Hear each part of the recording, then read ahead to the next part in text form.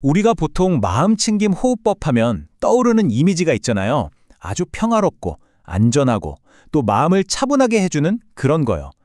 그런데 만약에 이 호흡법의 시작이 사실은 아주 충격적이고 심지어는 치명적이기까지 한 사건 때문이었다면 어떨까요? 오늘 바로 그 놀라운 기원에 대한 이야기를 한번 파헤쳐 보려고 합니다. 자, 그래서 바로 본론으로 들어가서 이 질문부터 시작해 볼게요. 명상수행법이 사람을 죽게 만들 수도 있을까요?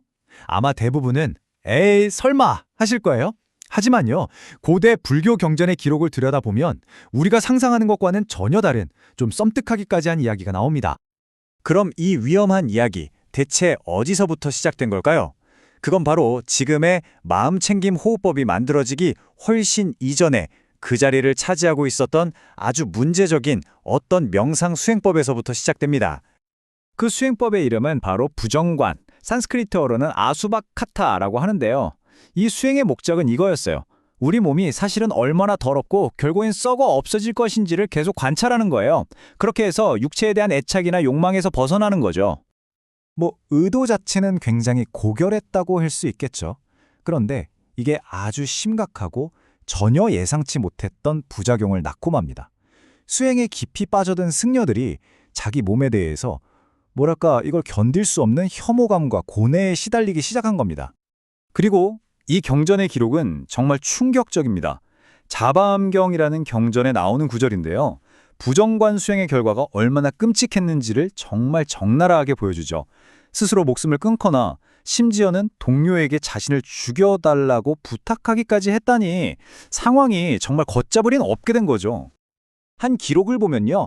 단 한 명의 수행자가 다른 승려들의 간청을 받고 무려 60명, 60명에 달하는 사람들을 죽음에 이르게 했다는 이야기도 나옵니다. 이건 단순한 부작용 수준이 아니었던 거죠. 공동체 전체를 위협하는 거대한 비극이었습니다. 결국 붓다의 가장 가까운 제자였던 아난다가 이 심각한 상황을 붓다에게 보고하게 됩니다. 그는 승려 공동체가 말 그대로 줄어들고 있다, 소멸하고 있다면서 제발 다른 방법을 알려달라고 간절하게 부탁하게 이릅니다. 바로 이 끔찍한 비극 속에서 무언가 바뀌어야만 했습니다. 그리고 이 절체절명의 위기 상황이 오늘날 우리가 아는 마음챙김이라는 아주 혁신적인 대안을 탄생시키는 계기가 됩니다. 그때 붓다가 내놓은 해결책이 바로 안나반나념, 우리가 아는 아나파나사티였습니다. 이건 그 위험천만한 부정관을 완전히 대체하기 위해서 고안된 오직 호흡에만 온전히 집중하는 새로운 방식의 수행법이었죠. 여기서 핵심적인 변화는 바로 이거예요. 우리 몸의 각 부분을 뜯어보면서 혐오감을 키우는 대신에 그냥 자연스럽게 일어나는 이 호흡이라는 생리적인 과정을 어떤 판단도 없이 그저 중립적으로 관찰하는 것, 관점이 완전히 180도 바뀐 겁니다. 자, 그럼 이 새로운 방법은 어떻게 하는 걸까요? 경전에서는 그 과정을 아주 명확하게 설명하고 있는데요. 모든 건 아주 단순하게 시작해요. 1단계, 그냥 조용한 곳에 가서 바르게 앉는 거죠. 그리고 2단계, 들어오고 나가는 숨을 판단 없이 그저 바라보는 겁니다. 여기서부터 조금씩 깊어져요. 3단계에서는 숨이 긴지 짧은지 그 성질을 알아차리고요. 4단계에서는 그 호흡의 감각을 온몸으로 확장시키는 겁니다. 그리고 이 모든 과정의 최종 목표가 바로 5단계, 숨을 쉴 때마다 몸과 마음이 고요하고 평온한 상태에 이르는 것. 혐오가 아니라 알아차림을 통한 평화인 거죠. 네, 이 새로운 수행법의 목표는 아주 명확했습니다. 자기 자신을 파괴하는 그런 혐오감의 위험 없이 오직 고요하고 안정된 마음을 통해서 깨달음으로 나아가는 안전한 길을 열어주는 것이었죠. 자, 이렇게 불교는 호흡이라는 생리적인 과정에 집중해서 마음의 위기를 해결했습니다.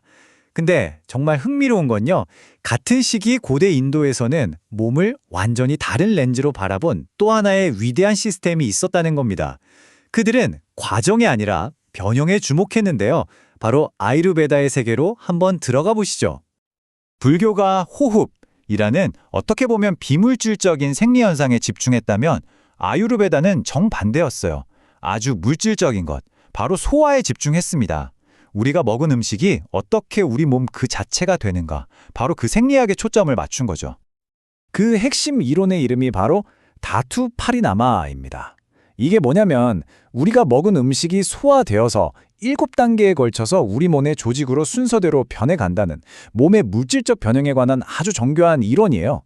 아유르베다에서는 우리 몸을 마치 하나의 정교한 공장처럼 봤어요. 모든 건 음식에서 추출한 영양액인 라사에서 시작됩니다. 이 기본 물질이 차례차례 변형되면서 몸의 각 부분을 만들어내는 거죠. 먼저 피가 되고 그 피가 근육으로, 이어서 지방, 뼈, 골수로 점점 더 단단하고 정교한 조직으로 변해갑니다. 그리고 마침내 그 모든 과정의 정수인 슈크라, 즉 생명의 본질인 생식 조직으로 완성되는 정말 놀라운 여정인 거죠. 그럼 이 변형 과정은 대체 어떻게 일어나는 걸까요? 아유르베다의 옛 학자들은 이걸 설명하기 위해 3가지 정말 기가 막힌 비유를 들었습니다. 첫 번째는 우유가 요구르트가 되는 비유예요. 하나의 조직이 다음 조직으로 완전히 그리고 되돌릴 수 없게 변한다는 생각이죠. 두 번째는 논에 물을 대는 비유인데요. 영양분이 수로를 따라서 흐르면서 순서대로 각 조직에 공급된다는 개념입니다. 그리고 마지막, 이건 제가 개인적으로 가장 좋아하는 비유인데 비둘기가 모이를 쪼는 것처럼 각 조직이 자신에게 필요한 영양분만 쏙쏙 골라서 흡수한다는 이론이에요. 우리 몸속에서 일어나는 복잡한 과정을 이렇게나 시적으로 상상했다니 정말 놀랍지 않나요? 자, 이렇게 우리는 내면을 탐구하는 2개의 위대한 길, 불교와 아유르베다를 따라 걸어와 봤습니다. 이제 이 2개의 지도를 한번 합쳐보면서 우리가 여기서 얻을 수 있는 최종적인 통찰은 과연 무엇인지 정리해 보겠습니다. 이 표가 두 시스템의 차이를 아주 명확하게 보여주죠. 불교 생리학은 호흡과 마음을 통해서 정신적 해탈을 추구했습니다. 그 방법은 관철이었죠. 반면에 아유르베다 생리학은 소화와 물질을 통해 신체적 건강을 목표로 했습니다. 그 방법은 변형이었고요. 그러니까 하나는 관찰의 과학, 다른 하나는 변형의 과학이었던 셈입니다.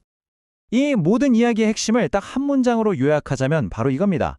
한 길은 숨을 통해서 마음을 들여다봤고 다른 길은 음식을 통해서 몸을 이해하고자 했다는 것. 우리 내면을 탐구하는 2개의 위대한 지도라고 할 수 있겠죠. 이 고대의 이야기는 오늘에 사는 우리에게도 굉장히 중요한 질문 하나를 던집니다.